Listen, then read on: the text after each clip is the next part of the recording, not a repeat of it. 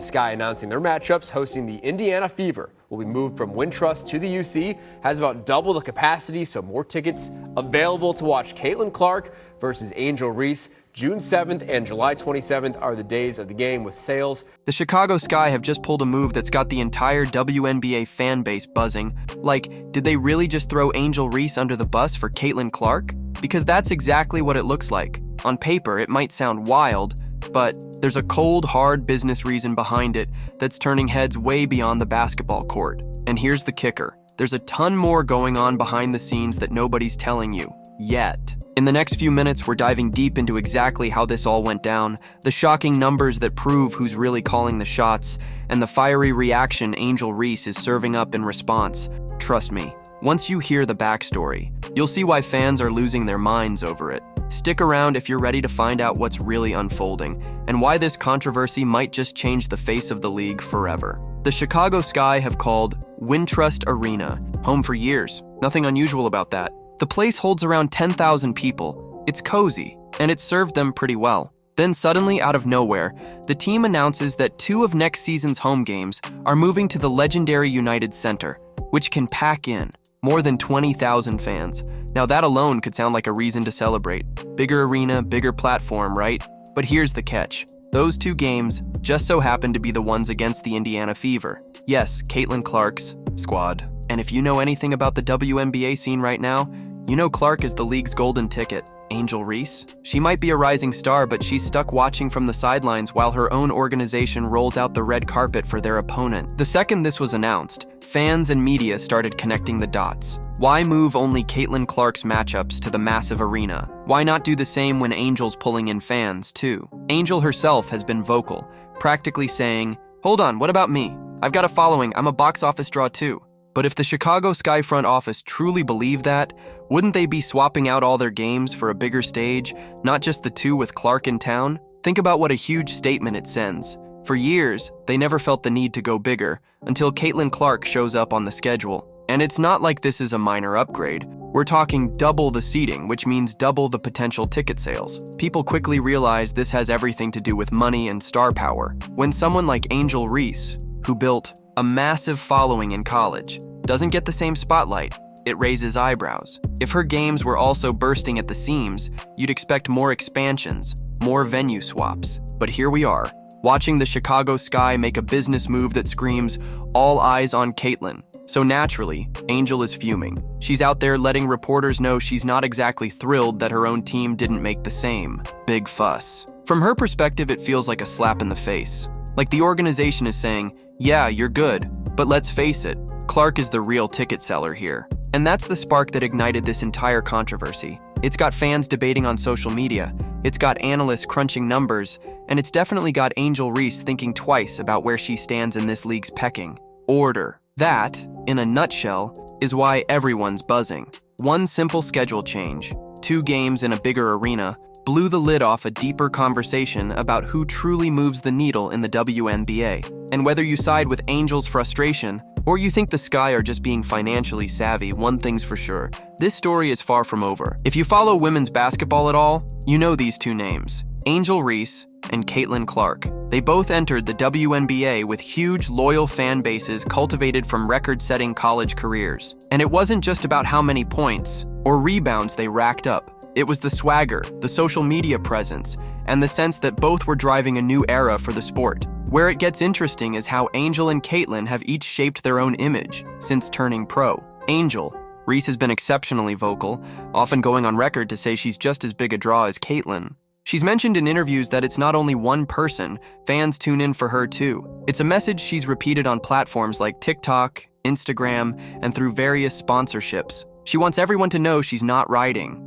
in anyone's shadow. On the flip side, Caitlin Clark has usually let her on-court performance do most of the talking. She's broken attendance records without making a fuss, casually dropping 30-point games while her highlight reels draw millions of views online. She's recognized as a generational talent, a player who can single-handedly shift the conversation about women's basketball. Why is all this relevant? Because when the Chicago Sky opted to move only the Fever, Caitlyn's team games, to the United Center, it underlined a massive public perception gap between these two rising stars. Angel's frustration isn't just about feeling overshadowed, it's about the narrative that the league and teams are backing Clark as the primary face of the WNBA, while Angel's attempts to stand shoulder to shoulder keep hitting roadblocks. So this rivalry is partly fueled by media coverage and partly by each player's approach to stardom. Angel loves to engage her fans, fueling chatter that she's co-leading a new era. Caitlyn, meanwhile, is just out there putting up unprecedented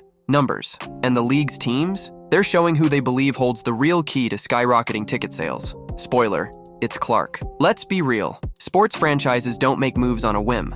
They follow the money. And right now, the money trail in the WNBA points straight to Caitlyn Clark. When she plays, arenas fill up. When Angel plays, the increase isn't as dramatic. Why? Sheer demand. Clark's college days were a phenomenon. People were literally scrambling for tickets, even in non-conference matchups, just to catch a glimpse of her no-look passes and lights-out shooting. This hype didn't vanish when she joined the Fever. If anything, it spiked even more, with fans and curious newcomers lining up for the next big thing. Social reach versus ticket sales. Yes, Angel has a strong social media following. She's very active online and has endorsement deals that speak to her marketability. But there's a difference between hitting big numbers on Instagram and consistently converting that online fandom into sold-out arenas. The data suggests that Caitlyn is the one reliably putting fans in seats, not just hearts on social posts. Revenue streams. Every extra seat filled means added revenue from concessions, merchandise, and event parking. Factor in potential sponsorship deals tied to high-profile matchups,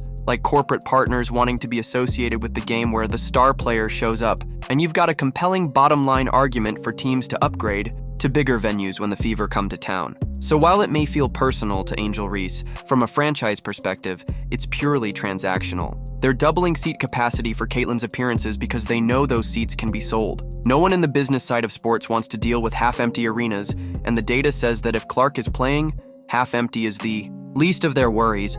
They're more likely dealing with packed stands and overflow lines. If this was just a Chicago Sky thing, maybe you could argue there was some deeper, behind-closed-doors storyline at play, but it's not. Across the league, Washington Mystics, they've shifted their Fever matchups to a larger venue in Baltimore, aiming for a bigger gate and wider regional appeal. Connecticut Sun, they're taking their game with the Fever to Boston's TD Garden, a notable NBA arena with a capacity miles beyond their usual home. Other teams, rumblings suggest the Las Vegas Aces and Atlanta Dream have eyed opportunities to host Clark in larger arenas as well, or at least run special promotions that sell out seats faster than normal. This trend speaks volumes. It's almost like there's a silent blueprint that front offices are following.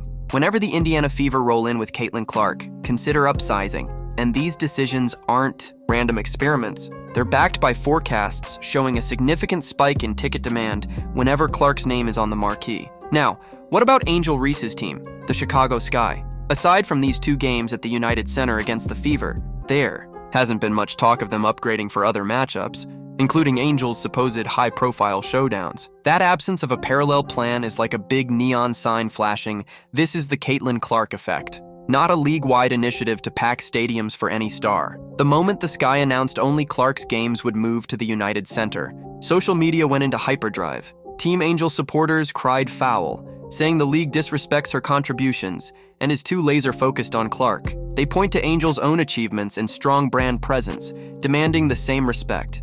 From marketing execs and league officials, Team Clark fans fired back, essentially saying, "Show us the receipts." For them, it's a simple matter of supply and demand. Clark has proven she can fill venues, so she gets the big stage. Media outlets are turning this into ongoing fodder for debate. Some columnists argue the league is right to lean on its biggest draw if it wants to reach mainstream audiences faster. Others believe the WNBA should be more balanced in promoting all of its stars, especially newer ones like Angel, who represent the future of women's basketball. One interesting perspective popping up online is that Clark's success could actually help Angel in the long run. As the league grows, so do opportunities for all players, but that's probably little consolation for someone who feels undercut by her own franchise. At the end of the day, these fan and media debates keep the spotlight on the WNBA, which might be a net positive for everyone, though Angel would likely prefer a different narrative. Here's the part where it's hard to argue with cold, hard facts. Historic attendance numbers. The Indiana Fever didn't just set a new record in 2024.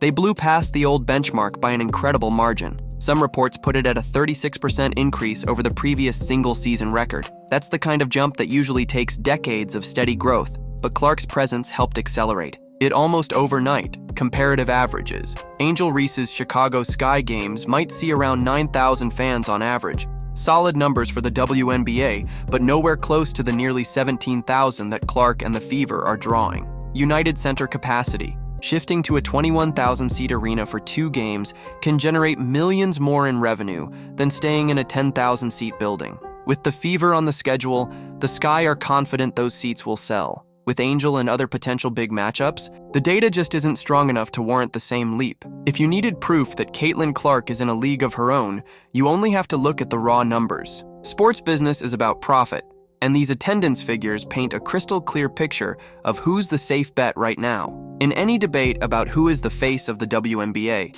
the stats weigh heavily in Clark's favor, much to Angel's frustration. Looking beyond this specific controversy, what's happening here could mark a genuine shift in how women's basketball is marketed and perceived. Historically, the WNBA has grappled with smaller venues, modest marketing budgets, and fighting for mainstream attention. But if Caitlin Clark's arrival is proof that one star can dramatically boost attendance and revenue, the sky, no pun intended, might be the limit. Future venue changes. If teams realize there's untapped demand when the right marquee player or matchup is on the schedule, we might see more squads following suit. Bigger arenas, more primetime slotting, larger promotional budgets. It all becomes justified if the return on investment is clear. Angel's role. Could Angel Reese still capture this kind of momentum? Absolutely. She's charismatic, talented, and a force on the court. She just hasn't translated that yet into the same game-to-game ticket frenzy. If she doubles down on performance and marketing synergy, we might see future seasons where her games also warrant these venue upgrades. Player pay and league growth. More ticket sales, more merch, bigger sponsorships. This all leads to a healthier league, which can eventually pay players more and invest in better facilities and training. If Clark's presence ignites a chain reaction, everyone in the WNBA stands to benefit in the long run. But for now, the present reality is that franchises are making moves to capitalize on the Clark phenomenon, and Angel is left demanding a seat at that table. The question is whether she'll break through as an equally powerful draw or remain in Caitlin's shadow until she convinces fans otherwise. So circling back, did the Chicago Sky really throw Angel Reese under the bus for Caitlin Clark? Or are they just playing the business game, going all in on a surefire way to fill more seats and boost their revenue? Depending on your viewpoint, this could be seen as a cold-hearted snub or simply a no-brainer decision. Yet the bigger story is that the WNBA is at a tipping point. With talents like Caitlin Clark and Angel Reese injecting fresh energy into the league, we're watching women's basketball enter a whole new era of visibility and profitability. Angel wanted to share that spotlight equally, but right now, the numbers indicate that teams and fans are gravitating to Clark's orbit. What happens next is anyone's guess. Will Angel step up her game and her draw to spark her own venue? Expansions in future seasons? Will the league spread its promotional efforts more evenly? One thing's certain, we're witnessing a pivotal moment in WNBA history. And with that, I'd love to hear where you stand on this. Are the Chicago Sky just following the money, smart business, or is it a missed opportunity to elevate more than one rising star at a time? Drop your thoughts in the comments, hit that like button, and don't forget to subscribe for more unfiltered takes. Trust me, with how fast this league is evolving, you won't want to miss what's coming next.